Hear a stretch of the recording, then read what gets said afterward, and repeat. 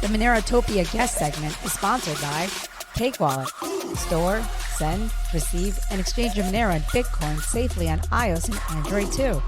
Cake Wallet is open source, and you always control your own keys. So, Qubic, last week, well, I guess earlier this week, they started switching over to their selfish mining strategy, which enabled them to do some funny business more than they could have before. Because before it was more just looking at their hash rate and seeing it's getting a little bit up there, a little concerning. But switching to this selfish mining strategy of basically mining in secret and hoping they can get so many blocks ahead to then reorg the network. Was somewhat successful and did allow them to do these reorgs. They had enough hash rate to make that happen, and they were able to get up to, I think, a single 7-block reorg and then a couple 6-block reorgs. They managed to get 6 blocks in a row with earlier timestamps than the blocks that were being mined by the other pools, and then they were able to just suddenly shove that into the network, and the network had to reorg because it saw the timestamps, and it was like, oh, these blocks are actually earlier. We got to switch to these ones. So they were able to do that a few times. They did a bunch of very small reorgs, like 2-3 blocks, but they did 1 7-block reorg, and that is as high as they got. But the real problem, or the real upset about this isn't even really the reorgs, it's how Qubic is presenting themselves. They are coming out. They have an official press release. Let me see if I can go to their website real quick. Qubic. Studio tipped $1. Kudos the body and tux, etc. on X for articulately dispelling the FUD and highlighting the coordinated attacks this past week, doing Lord's work. Thank you, Pseudo. Appreciate it. Thanks, Pseudo. Yeah, so sharing this tab. So Qubic themselves, they are playing this off, and they are presenting themselves as if they had actually done 51% of the entire network. And everyone is just absolutely running with this. All of Qubic fanboys, all of their hundreds of bots. I don't think they're all bots, but there's definitely a lot of bots. And of course, all of the news and all of the journalists, all of these major corporate crypto news networks, they're all just absolutely running with this headline that Qubic took over the Monero network for a period of time. These people who never say anything about Monero, never say a good word about Monero, suddenly have all come out of the woodwork simultaneously to shit talk Monero and Qubic 51%. That didn't even happen. Like, again, crazy. Yeah, we're retarded if we think that's not coordinated. Yeah. And I don't even know if these same people were talking about it when, suddenly the price jumped to 350. They might have been, I don't know. But it is interesting that they're all like all of these. And I mean, this is not super surprising. Like journalists typically, like especially corporate journalists, are kind of in a way scum of the earth. They don't really care about the research or what's actually going on. They just want the headline. So in a way, it's not surprising. But there's a lot of big and small accounts who, like Body was saying, don't really give a shit about Monero, suddenly are all over this. And even people who are sort of adjacent to the Monero community are spreading this propaganda, and people are correcting them, and they don't really care. So they are basically presenting themselves here by actually owning 51% of the network. So they say in their process here, the final successful push began on August 11th. Okay, yeah, so this was the 11th going into the 12th, with the deployment of a more sophisticated selfish mining strategy. This technical tactic, which proved effective with slightly less and at times more than 51% of the total hash rate, involved the Qubic pool secretly mining blocks and withholding them. The sudden appearance of orphan blocks on Monero network in the days leading up to the day was a telltale sign that Qubic strategy was working. The tactic allowed the Qubic pool to gain a disproportionate share of the block rewards and ultimately the network's consensus. So we're going to basically look at why this is just not true. A lot of what they're saying here is true. They did deploy selfish mining strategy. They were able to mine quite a lot of blocks, which is why I'm not saying that their hash rate is false. Now, they could be misreporting it because we're basically like believing what their API says. But because of the amount of blocks they have been able to mine, I lean more towards it being true at this point. But the main reason why we can see that this is false, if we look at these charts that keep getting put up here. So this one in particular, let's see if I can make this bigger here. So this chart in particular here, it shows, this is from, I think, Qubic's API website. It shows a pool hash rate of 2.61 gigahash a second, and then it shows a network hash rate of 4.95 gigahash a second. Now, this network hash rate could be wrong, but why this is not true is because they are at the very least lying about the network hash rate, if not their own hash rate. And we can prove this by actually going to, actually, I'll open the website myself. So if we actually go to miningpoolstats.stream, and we take a look at the hash rate of all other pools. So if we ignore Qubic, you got to remember Qubic actually disabled their hash rate for like an entire week. So you can see right here when they re-enabled it again, and the network hash rate with Qubic mining at 2.8 gigahashes is 7. It's 7. And the hash rate of all other pools over the past week has been around an average of 4.2 gigahash. And you got to remember that in order to 51% attack, you don't take the existing network hash rate and then add 50% to it. They have to take that and then double it if they aren't already participating in the network, or by stealing miners over. But by looking at this chart, we can actually see that the average over the past 7 days, when they did commit the attack on August 11th, it never went below 3.7 gigahash for a very brief period there. And this was when Qubic was not reporting their mining via, or their hash rate via their API. So they showed up as just unknown hash rate. If you scroll down to the bottom of the page, they were basically this unknown number, which now has 0.9%, because that is the people who are not on pools or are not reporting hash rate. So in order to actually have 51% of the attack, they would have had to have around 4.2 gigahash a second, approximately, depending on the exact time. And as we can see through these screenshots that people have been sharing, now this is just one I have here, but there's just one going around that has a big red scary number. It shows 52%, and it shows around 2.8 gigahash. They would have had to have around 4.5 gigahash a second in order to actually 51% the network. So while they do have quite a large amount of hash rate, and they have been able to get around up to, I've seen approximately 3 gigahash a second, once again assuming that's actually true, they still aren't close to a 51%, because it just becomes even more expensive to add almost 50. Basically, they had to have 50% more of their own hash rate to 51% network, unless they could steal existing miners. And it looks like they weren't really doing that. I think all the miners that were to switch over to Qubic had already done that, and it didn't look like it was too much of the hash rate, if I'm being honest, because 4.2 gigahash for all their pools seems pretty in line with what it's been over the past year. So that's basically the main reason why this is just total BS, is taking into the account all the other hash rates of all the other pools and seeing the average of that and seeing what they actually need to hit to accomplish a 51%.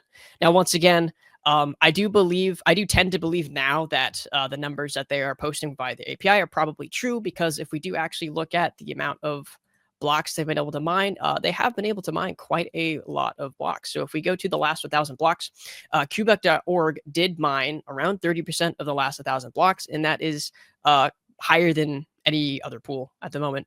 And if we go to the last 100 blocks, they also managed to mine around 30%.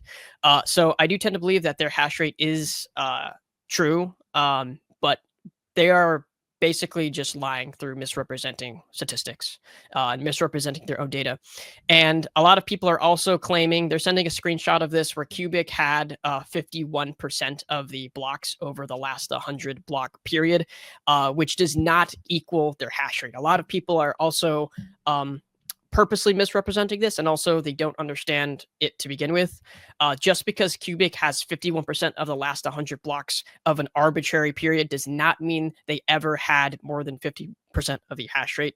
This does not equal the hash rate. This can sort of plays in line with hash rate, which is why this sort of helps me know that their hash rate is real, what they're reporting, but this does not equal their hash rate. Because of how the distribution works. So the distribution is not equivalent to hash rate. There's a certain amount of probability and luck involved if you're going to get blocks at all. So people were sharing this around like crazy, is that, oh, they got 51 out of 100 blocks of some arbitrary period. It's like they hit the lottery, right? One time over some arbitrary period, they happen to have 51 out of 100 blocks, which is a lot. Don't get me wrong. That is a lot. But that did not mean their hash rate was even close to 50%. So that's the main breakdown of why that just isn't true. And once again, I'm not saying it's not something to be concerned about. There is somewhat of a concern, but they're seriously misrepresenting what's actually going on, and I think they're doing that on purpose to do what we've seen over the past week. Push this absolute FUD campaign, which in turn makes this easier for them. Which, if what Body was talking about is true, and they are just a part of this suppression campaign, this helps them largely because not only do they suppress the price of Monero, like the price went down, this makes it easier for them to 51% if they want to, because the price of Monero coming down de-incentivizes all of these other mining pools. I don't think we've seen a significant drop off, but the price has dropped quite a bit. And if they can push it down much farther, I imagine that there's more and more miners that'll start to drop off as the profitability starts to tank, which ironically makes it easier for a Qubic to do just that if they wanted to. It makes it easier for them to actually take over the network and perform at 51%. And there's been a lot of like a change of attitude over the past week where they're like, "Oh no, we're not actually harming. We don't want to do that. We're actually trying to help." Well, if you wanted to help, maybe you could at least not lie about what happened. Like, the fact that they're lying about what happened, blatantly lying about what happened, goes to show me that they are in no way a friend of Monero. They are not actually wanting to help. If they actually wanted to help, they could have been honest about, yeah, we're testing the rigidity of the network and we're testing to see how far we can get. And they could have been honest about the fact that, hey, we didn't actually hit 51%. We got some of these reorgs, but we could not actually take over the network. But no, they're not actually being honest about it at all, which shows me that they are more than likely a malicious party. There's sorry to interject.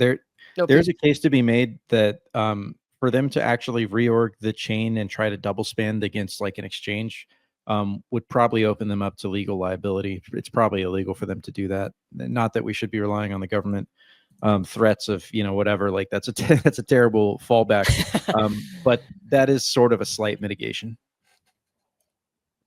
That's a good point, because Qubic they are an organization. Let's see. I think we got another. Yeah, we got another super chat here from Nihilist. Thanks, Tux, for recommending everyone to check miningpoolstats.stream/Monero to know Qubic's real, weaker than advertised hash power.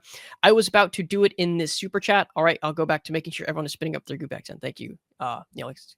And I do want to once again mention, I think the reported hash rate is probably true, but they are misrepresenting the total network hash rate through all their posts and misrepresenting their percentage. Now, I was made aware that this network hash rate, this is actually the average, or it might be the mean over the past 24 hours. This one right here, the small one, which you can only see if this window is large enough, this is the 100 block estimation. So don't rely on this for basically representing the current network hash rate. I imagine it might be hard to like very accurately report on the total network hash rate at any given time. So they just give an average. But what they can accurately report on is what they're getting back directly from the APIs, which is the all the pools that actually report. And you could make the same argument about these other pools. Maybe these pools are lying about their hash rate and making it higher than it should be, which then means Qubic maybe did actually 51%. I don't think they have any incentive to do that at all. And once again, if Qubic actually did 51% for any given time, we could have more easily seen that, hey, they're mining every single block for like 10 blocks, right? If they actually did that, they could mine every single block. They could mine empty blocks. They could double spend. Maybe if it was like for like a very short period of time, maybe it wouldn't be enough to actually see anything. But once again, I just don't see it the case is that Qubic actually got a 51%. And they're trying to back up that lie once again by pivoting and saying, "Oh, we didn't do anything bad because we don't want to attack the network." Well, no, you're saying that because you couldn't actually get to that point, and you're just lying about it. But I want to pull up and read this pretty interesting post from somebody that I came across. I think he's been in the Monero community for a little while. I guess I can't view an X article on. Oh, dang it! Wow. Twitter sucks ass. I cannot view an X article without going to my other browser. So give me a second while I move to this screen. But this individual, Johnny Law, he actually did some analysis on this attack that I just want to look through real quick because it's actually pretty solid. So let me stop sharing and reshare my screen. I think this one right here. Yeah, okay. So this is from at Johnny Law 2021. And he did a little bit of a investigation on this, debunking the Monero attack, or quote, attack rumors, a data-driven look at chain stability. And it reads, over the past few days, social media and some crypto forums have been buzzing with claims of an active attack on the Monero blockchain, implying deep reorganizations and sustained hash rate manipulation. To separate fact from speculation, we pulled direct RPC data from a local sync Monero node and examined the network's actual reorg history, hash rate, and pool distribution. The verdict, the numbers do not support the attack narrative. Why a reorg on Monero is less spooky than on Bitcoin. So in Bitcoin, the most transparent UTXO chains, transactions and orphaned blocks are publicly visible and can be selectively remined, enabling targeted double spends. This makes even shallow reorgs a potential tool for deliberate financial attacks. Monero is different. Its transactions are private by design. Even if a block is orphaned, the contents are shielded without public mempool visibility or clear transaction origin/destination. Executing a profitable targeted double spend is vastly more difficult, which is a very good point that I and a lot of other people forgot to bring up. This is why a Monero reorg, while still worth monitoring, is inherently less dangerous from a theft perspective than a Bitcoin one. So recent orphan history data, not drama. To evaluate claims of instability, we queried our local node for recent alternate chains and calculated the reorg depth. So if you want to actually see any of this yourself without relying on other websites, like Recnium did make this really cool moneroconsensus.info website, which I do recommend you check out. But if you want to actually rely on this on your own end, you can see a lot of this data just directly through a Monero node you have synced locally, like he did here.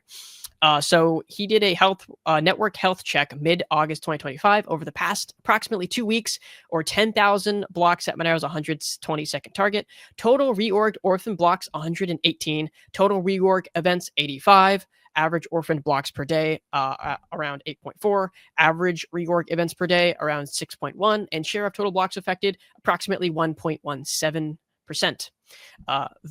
The depth profile is a vast majority of reorgs are 1 block long, which that happens normally all the time. Sometimes 2 mining pools mine at almost the same time or within a similar time frame, and one just gets a little bit sooner and they win. That happens. That's normal. And then the next category is a small number extending to 2 to 7 blocks. Now that's a bit more suspicious, especially as you get higher up in that range, and that's what we saw Qubic doing. And the third point here is all observed alternate chains were behind the main chain in cumulative difficulty, meaning no sustained equal or greater difficulty competitor was observed. Interpretation. This is consistent with normal background orphaning due to network latency and simultaneous block finds. There is no evidence here of an ongoing deep reorg attack. Hash rate reality check from the node's own get info RPC. Current difficulty is this long number. Target block time 120 seconds. Estimated network hash rate approximately 5.58 gigahash a second, which does fall in line with what we've seen. Because this hash rate is computed directly from difficulty and block target, it cannot be faked by an external website. While public mining dashboards can be manipulated or delayed, the local node's difficulty reading reflects actual consensus state. Pool attribution, no clear single entity dominance. We sampled 100 recent block Coinbase transactions, extracted miner tags where present, and matched them to known pool identifiers. Monero Ocean, Support XMR, Petapool, Nanopool, Hero Miners. Many blocks lacked pool tags, but no single identifiable pool dominated the majority. A significant share came from unknown or untagged miners, typical for Monero's privacy-friendly ecosystem. Then comparing to Bitcoin's orphan history, Bitcoin has also experienced many orphan chains, some of them several blocks deep, even in periods of relative network stability. The difference is that Bitcoin's transparent ledger means that there are events that can be exploited with precision, and Monero, the lack of transaction visibility, makes such attacks far less practical, which is important to keep in mind. And the conclusion is, based on the past 2 weeks of live chain data, Monero's recent reorg pattern is well within historical norms. While the privacy model makes it impossible to know which transactions were orphaned, the depth and frequency observed do not match the scale of an active attack. Rumors thrive in the absence of facts, so let's stick to variable on-chain measurements rather than relying to manipulated dashboards or hearsay, which is very well put. And that, once again, I can reiterate, if you want to be able to see some of this data, you can verify this yourself by looking at this data through your own locally synced node. I don't know the exact commands you have to run to see this data. I'm sure those are available online. But yeah, he brought up some really good points about how on Monero it is much less practical to do a double spend, which that is one of the biggest concerns when you get to the 51% attack range. There's other concerns, but double spending is like one of the biggest concerns, because at that point you start to destroy the basis of being able to use Monero, is that someone can then double spend. They can not create Monero at thin air, but basically cheat and spend it twice. And that is much less practical in Monero because of the privacy of transactions. You have much less ability to peer into that, to manipulate in such a way to allow yourself to double spend. And then also, this one's interesting to me. I don't know exactly at what time he pulled the estimated network hash rate. I don't know if this was during the attack, or if this was an estimate over a specific period of time. Because this could potentially give us a greater insight into the real hash rate and if Qubic is lying or not. Once again, I tend to believe that they're close to telling the truth, even if it's manipulated a little bit because of the amount of blocks they have been able to mine. But getting this directly from the node will be more reliable than relying on a website. And then, of course, through this, he's able to sort of extrapolate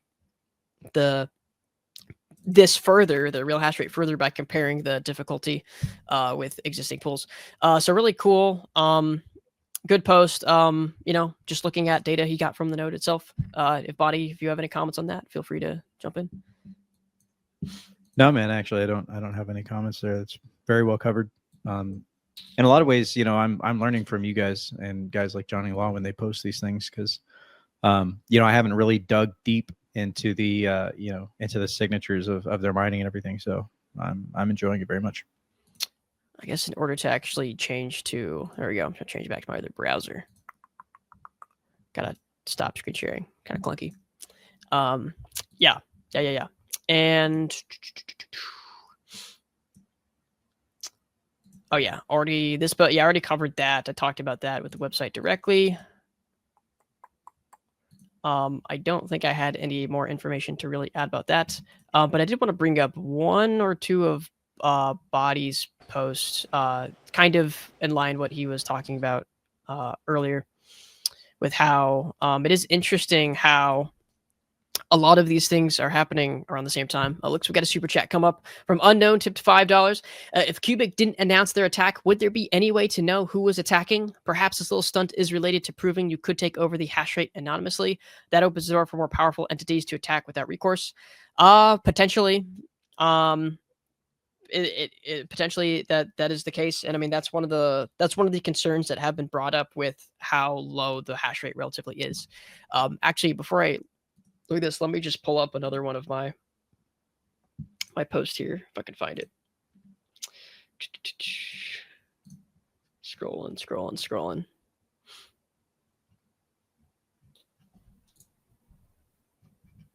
I'm trying to use Knitter on this browser, and it's a lot harder to scroll through the timeline. So the main thing that I think this brings to the table, like ignoring the FUD, ignoring like the lies, this does bring concern to the table, like we did discuss earlier in the show. And that is that it is relatively inexpensive to get a large share of hash rate on the network. Now, this number that I have here is extremely rough and probably very much on the low side because it's not taking into account a lot of things. But theoretically, if Qubic really wanted to actually complete the 51%, they could do it for a certain amount of money. This number was kind of pulled out by just averaging the cost of what it would actually cost to get the amount of hash rate they need from mining rigs on miningrentals.com. Now, that website doesn't actually have that much hash rate available. I think they have less than 1 gigahash. And at that point, the cost starts to skyrocket, because if you've got to spend money at like AWS or like, Linode or any of these larger server farm companies that provide a lot of server space and CPU cycles, the cost is going to go up significantly. So this is just like a lowest case scenario, is that they could potentially pay approximately 120,000 per day to add 2 more gigahash to their pool. Once again, very harshly approximate and very much on the lower side, but I don't imagine it would be like terribly higher than that, unless I'm like really misrepresenting it.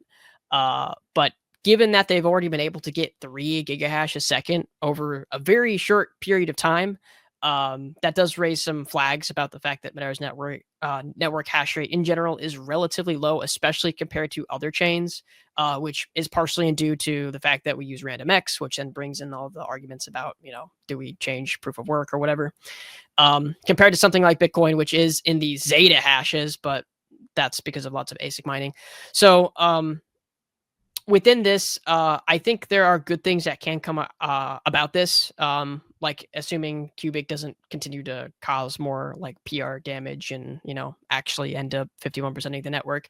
I think this did kind of get the gang back together, and people are starting to talk about solutions. People have been involved with Monero for years, are like actually having conversations about like, what can we do to either short term make this a lot harder, and then long term to really improve the network and its resistance to 51% attacks. But what you can do at home, of course, is you've got gaming PC sitting around. You've got, like old computers or something. Just spin those up, start mining, assuming your electricity cost isn't absolutely insane. Unfortunately, it's probably not going to be profitable for you, but it is a small price to pay for what Monero offers in terms of its freedom of being able to spend your money. So if you have if you've got AMD Ryzen systems sitting around, those are the absolute best systems you could have to mine on RandomX. So I highly recommend, if you have systems sitting around, just boot them up, put them in a room that can get a little bit hotter, and start mining on Qubic. And I recommend you check out Zenu's got a couple really good tutorials if you're like a little bit scared of touching this. He's got a couple of good video tutorials that kind of walks you through how to do that, setting up Qubic. And then if you want to throw money at it, there's a lot of people saying that, hey, I've got all this money, I kind of want to throw some at this problem. Then you can very much do so. This isn't a permanent solution, but this is something you can do right now, is miningrigrentals.com. They have a lot of hash rate available at relatively low cost. You can get a lot of hash rate for not too much money. And so for about half a day, I was mining, I think, 2 mega hash a second. But you can do much less. You can do a lot more. You can pay in, unfortunately, ironically, you can't pay in Monero. You can pay in Litecoin though. So I deposited some Litecoin. But in a way, you're turning your Litecoin, like Vadio was saying earlier, you're turning some of your other altcoins into Monero by doing this. Once again, you're probably going to get like a third, maybe a half back if you're lucky. Monero is not that profitable to mine, which is something that could be improved to incentivize miners. But this is a way that if you have money you want to throw at this to bolster like legitimate hash rate, then you can do that as well. And I think I will leave my long rant spiel there. I think I mentioned about everything I wanted to. And of course, there's Body's tweet, which he talked about during price report, of how coordinated this could potentially be. All right. Good job, Tux. Very well said. So what do we want to do? Do we want to move? When do we want to do news? Because obviously, I would like to go over that X post I put up, and we could go through all the issues and have people come and like talk about them. I can go ahead and I have all the links open, so I can go ahead and go through that right now if you'd like me to. Do the news? Yep. Yeah. Why don't you try to run through news fast, and then we'll focus back on all the proposed solutions that are being discussed right now. We are almost we're an hour and 43 minutes into the show. 520 live viewers. Guys, like and retweet. Tux is going to run through the news, and then we will get back to the main topic at hand here, the Qubic attack and what Monero should be doing in response. Talk about what some of the short-term solutions that are being proposed, things that could be done ASAP if they do appear to get too much hashing power, if they become too disruptive, things that we could immediately do to thwart them, and then talk about some of the longer-term solutions that are being discussed, given what this attack has exposed, and that we should probably think about just bolstering our proof of work consensus mechanism long term. So, Tux, go ahead, run through the news, and then we'll get into it. All right, let's do it.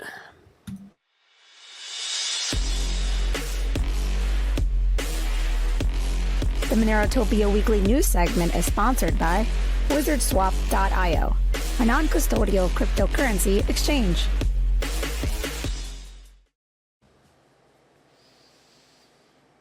All right, let's switch gears a little bit here. I think this is the first one. And of course, body censor up here. If you ever want to say anything, just go ahead and interject. So this first post is from Frank Corva, who we had a couple posts we looked at from him last week. And it reads, "We're definitely going to be the crypto capital of the world for regulated ETF funds. But are we serious about making America the crypto capital of the world for peer-to-peer transactions and individual liberty? We should be." Let's play this video. All in all, I still am hugely excited for and happy about the PWG report. Calls for the passage of the BRCA, which will be the best way to stop future prosecutions like the Tornado Cash prosecutions from happening. It does great things vis-a-vis the SEC, the banking regulators, this sort of thing. But those two little things about, and maybe not so little if they end up being the surveillance dragnet, but those two things about the surveillance policies were not great. And if you couple that with the fact that the DOJ didn't really put the brakes on these prosecutions, you start to wonder, like, okay, we're definitely going to be the crypto capital of the world for regulated ETF funds. Are we serious about making America the crypto capital of the world for peer-to-peer transactions and individual liberty? Good point. And I think we know the answer to that. Why allow people? Why hype up all these other permissionless systems when you could just continue scamming, making money through fucking stable coins, which is literally all of the talk of the last Bitcoin conference. It's hilarious. It's not even about Bitcoin anymore. It's just about stable coins. Moving on. We've got a post from Peter Van Valkenburg. "So much has happened lately and need help keeping track. Coin Center has a half-year review of crypto policymaking from 119th Congress and new administration. There's good, Congress and SE, bad, DOJ, Tornado, Samurai, and big lingering questions, financial surveillance."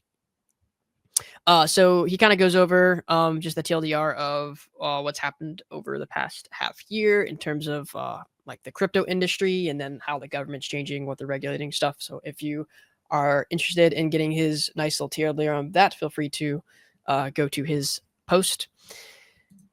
Next up, we've got a post from The Rage. That's a cool news name.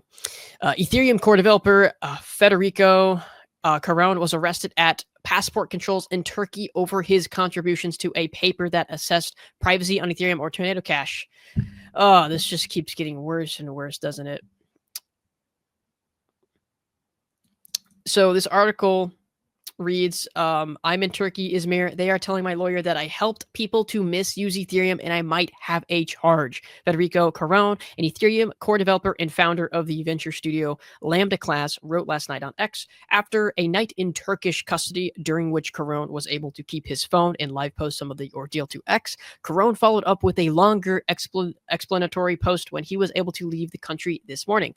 I'm finally out, safe and free," Caron posted. According to his account of events, the Turkish Minister of Internal Affairs had filed a case accusing Caron of helping others, air quote, misuse Ethereum, apparently connected to a privacy protocol.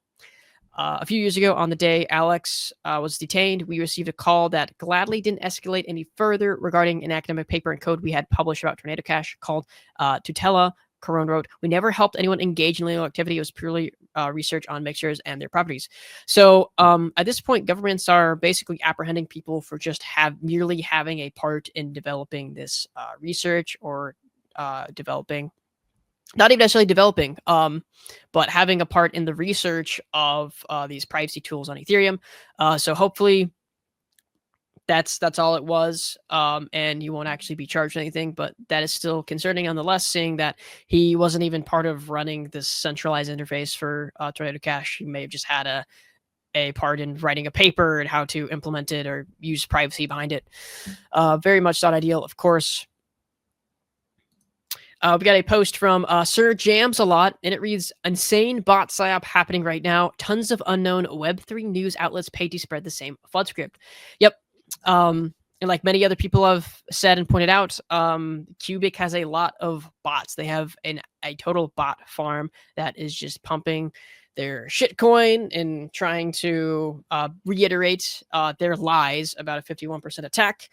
So we know this much, and this further plays into how they're not just a neutral, innocent party trying to help stress test the network. And at one point, they were claiming they actually were working with like the Monero developers to do this test, and that never happened. So they're really just trying to push it in with these lies, and the bots just like help confirm that they are malicious and that these are lies. They're pushing them like crazy. And next up, we got a post from Doug. If you've never tried mining Monero on CPU, now's the time to start. Go to goopacks.io, download, install, turn the miner on. It's really simple. Come ask questions here if you run into some. Yep. Goopacks is the way to go. It is pretty easy. Next up, we got a post from Nikita. I'm not going to try and pronounce that last name. It's probably, yeah, I'm not going to try. Lots of Monero bros are in disbelief that a 51% attack by Qubic can happen. Any proof of work chain can be attacked. It doesn't matter how good your coin is. What matters is the security budget. Bitcoiners shouldn't gloat. Bitcoin might be next. Here's a brief history of 51% attacks. So it kind of just like has a lot of screenshots showing 51% attacks that have happened with other coins. A lot of these other coins are probably really small. I don't agree with that. I don't think Monero bros are in disbelief that a 51% attack is possible. I don't think anyone's actually said. I haven't seen anyone say that. I think we're just trying to point out the reality of the situation and dispel the FUD. This FUD that is so very much could help them do such a thing. And I see Body had a response here. It's not denial. It's not denial. It's not disbelief. It's that you and others are encouraging fear and panic on the basis of a minimal amount of data. Many of us have said for years that we need more hash rate. I'm not worried about these guys in particular. I might be worried about Govs though, which is a very good point. So yeah, and the reality is that it could happen to these networks as well. Monero is not the only one that's vulnerable to this. Even Bitcoin's still vulnerable to this, even though I think it's in a place where it's much less likely to happen at this point. Moving on. Next up, we've got this post from Erdane, which says, oh boy, check out the funding sources for Qubic. And this kind of goes over some potential funding for Qubic. It turns out this might not be totally true. I guess you got Grok or ChatGPT to spit this out. It mentions some US Israeli ventures and some other like government ventures for basically funding. I don't know I didn't really look into this that much. I don't know how much of this is true. So if somebody wants to take this information and try to confirm if some of this is true or not, feel free to go ahead. Moving on.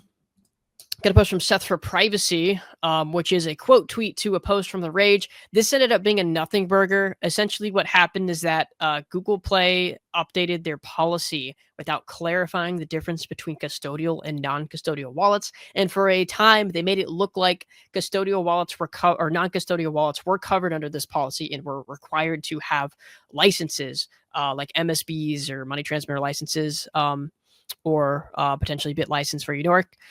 In order to have a crypto app on the Play Store, but Google then later clarified that this does not actually apply to non-custodial wallets because that wasn't a part of the policy scope. So we're in the clear here, but this does go to show that this duopoly essentially has a lot of control over who's allowed to basically reach the mainstream market with their application, because it really is just Apple and Google. And yeah, you can install apps outside of the App Store. iOS, you can sort of do it depending on what country you live in. Android, you've always been able to do that. But I think a lot of people are missing the point by saying that, is that the point of being able to have it on the Play Store is that you are reaching the masses. And this is a problem that Google and Apple have basically these can determine the success of your application, because if it gets ripped off the App Store, yeah, people who really want to use it, they will still be able to go and download it and install it like I would myself. But that takes an absolutely massive amount of market share away from us, because most of our, for instance, for Cake Wallet, most of our users come from the App Store and the Play Store, and that's how you reach the masses. So it wouldn't be a good thing for that to happen, even with the ability to download it from the GitHub anyway.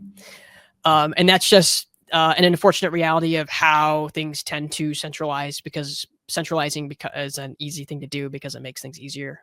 So thankfully, that was a false alarm, and we should be good. Non-custodial apps in the Play Store should be fine for the time being. And next up, we've got a thread from Nighttime, KN Nighttime. And it says, alert, Qubic is a Ponzi scheme disguised as, quote, useful mining. And this reads, Qubic tells you to mine Monero with your CPU. They promise to sell that XMR by Qubic on the market and burn it to create scarcity and value. Sounds nice, but it's not. Monero is 100% private. No one can audit whether the XMR mined was actually converted into USDT and used to burn it by Qubic. You're trusting only their word. In practice, it's perfectly possible they keep all of the mined XMR, which is valuable, liquid, and untraceable, and just make up burn numbers to keep the illusion alive. The model depends on continuous entry of new miners and artificial token buybacks to sustain price. That's exactly the dynamic of a Ponzi. New participants come in, early ones cash out until there's not enough inflow. They've already changed the rules. Before 100% of the XMR supposedly went to buyback/burn. Now only 50%. The rest goes to validators. If they can change this anytime, the price support is pure smoke. Meanwhile, Qubic's weekly issuance is massive. If buy and burn purchases slow down, selling pressure explodes and the price collapses. Marketing even claims 3 times higher profitability than mining Monero directly. This only works while the scheme grows. Once it slows, the house of cards collapses. Summary.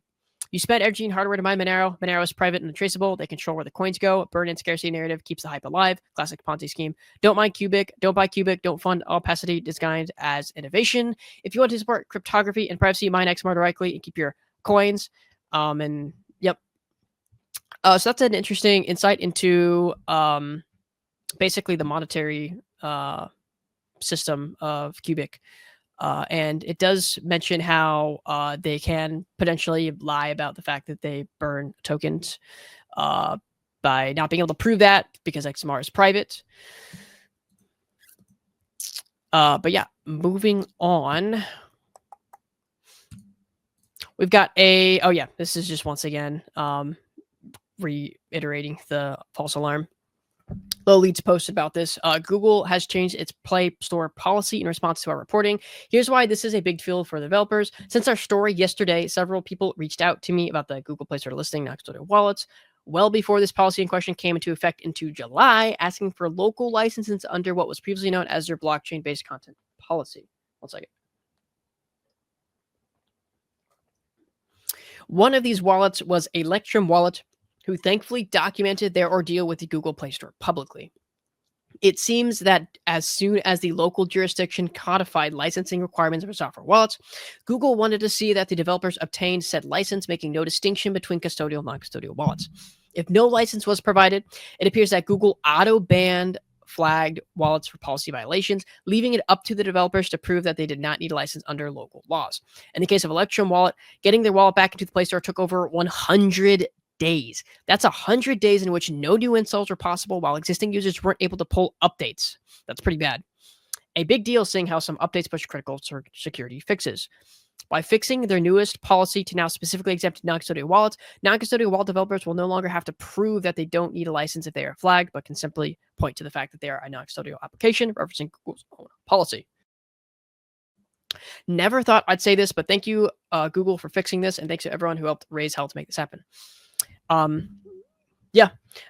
is a win indeed, and I think that'll make these false alarms, not false alarms, but false reportings, false policy violations less likely in the future, because Cake Wallet has gotten so many policy violations, and we've had to go out, bend over backwards to try to prove to Google that we are a non-custodial wallet in the past.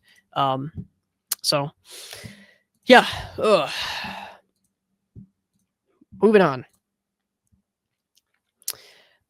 Next up, we got a post from Bandar, and it reads: Bitcoin Cash and Monero communities built the BCH to XMR atomic swaps wallets implemented by mainnet Pat with help from Offrin and BC Autist, or BC Bitcoin Cash Autist, BCH Autist, and it has been longstanding. For devs interested in adopting this into their stack, find the resources below. So it looks like somebody have been working on a Bitcoin Cash and Monero atomic swaps, which is pretty interesting to see. I think we need to have, well, I would like to see more work done with atomic swaps and to see those push forward, because that's really going to basically prevent, well, it's going to help continue guaranteeing that we can swap between tokens instead of relying on these smaller exchange services like we do right now. But moving on, we've got a post from Doug. Once again, would love to get some feedback on this idea. Maybe it is idiotic, I don't know, but to me, it seems like it could be a quick response that can pull hash power away from a malicious pool. Using funds for the Monero General Fund, I agree, and perhaps raising additional funds to create a pool of bonus Monero funds that can be put towards supplementing the current P2 pool mining rewards. I see discussion of potentially using some of the general funds to put towards renting hash. I'm a little surprised I haven't done that by now, but maybe that speaks to how they're not really concerned about this situation, and maybe everyone else is too concerned. I don't know. This continues reading. Why not instead put it towards increasing P2 pool payouts? This seems like it would be better, a better use of funds. It would pull miners away from malicious pool if they can get more rewards on P2 pool. It would give P2 pool growth momentum that, as it kickstarts miners into switching over, then hopefully staying. Also, I imagine renting hash is less efficient use of funds since the COs that rent the hash are taking their cut. And using Monero to rent hash probably has a transaction fee loss unless you are renting from someone that accepts Monero directly. Yep. Creating a P2 pool bonus pot, however, would put Monero from the general fund directly into hands of miners who are opting to use P2 pool. Also, I imagine this is something that could be launched swiftly. Thoughts?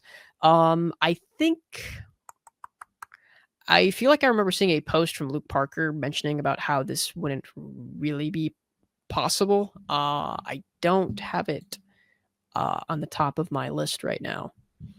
But this is something that we can get into in the Viewers on Stage segment if anyone wants to discuss that. Moving on. This is a post from Untraceable, and it reads, who asked for this? With a quote tweet to a post from Disclose. Let's see if I can click into this. It's loading slowly. There we go. Stanford researchers developed brain implant capable of decoding inner speech in real time, bringing society closer to an era of brain transparency. This is awful.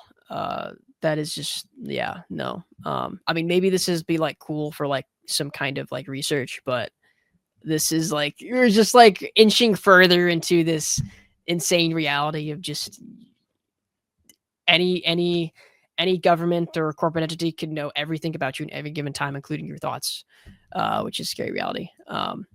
But moving on to Body's post, which was an idea that he brought up, which is a pretty interesting idea, actually. And I think this should be discussed, is time-adjusted block weight.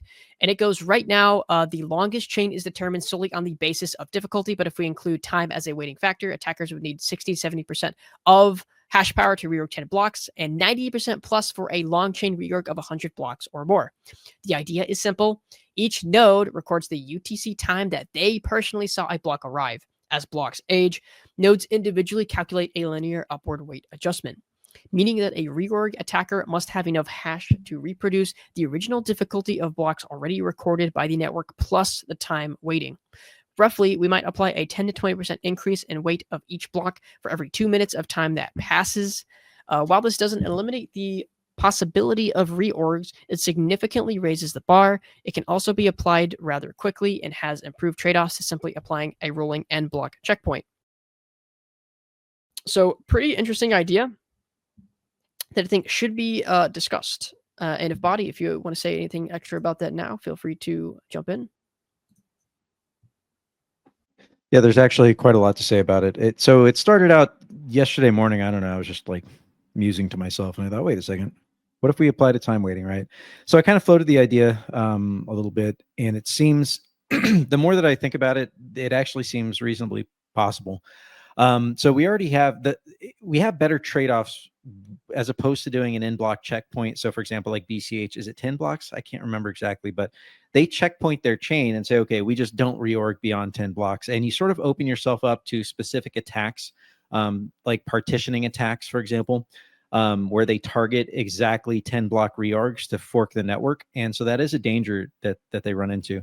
So believe it or not, the ability to reorg is partially a feature of proof of work. It is also partially a bug, obviously, because of 51% attacks. But the ability to reorg is the ability of the network or nodes on the network to self-heal, right? So a partitioning attack is when like some entity, let's say like Qubic, has a significant amount of the hash power and a significant amount of nodes, and they can sort of like at the edges of the network isolate nodes or isolate groups of nodes so that they don't see the rest of the network happening. And so they could feed them their own blocks, say, hey, here's the real state of the network, right? They could sort of get them to be in a different state than the rest of the network. The problem is that with a hard checkpoint, you could end up where if an attacker is able to partition off the network for long enough, those nodes all pass the end block checkpoint and they can never reorg to synchronize back to the rest of the network. The proposal that I have here effectively says, no, you can always reorg. It's just a matter of how long will it take to reorg. So if a dedicated attacker tries to partition the network, yes, those nodes are going to be off, but eventually, unless that attacker just keeps up their attack forever and can also prevent those nodes from seeing anything else from the rest of the network for an extended period of time, then those nodes are eventually going to be able to self-heal. And so there's sort of like a number of different trade-offs here. I don't know. Do you want me to like really go into it right now, or do we want to save this for the next section?